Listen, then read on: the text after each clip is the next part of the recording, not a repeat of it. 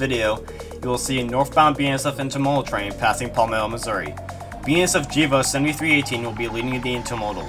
BNSF GEVO 6670 will be the second unit, and NS-9 9447 will be the third unit. Hope you guys enjoyed the video and have a good Easter.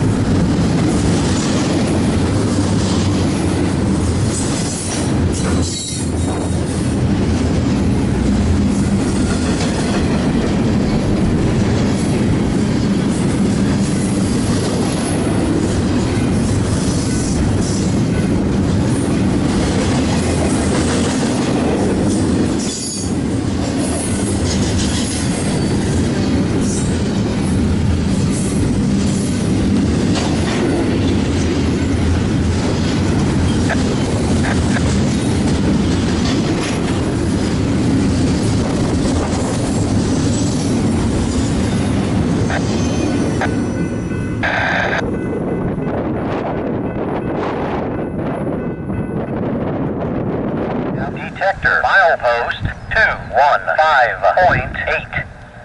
No defects. Repeat, no defects. Total axle 338. Temperature 54 degrees out.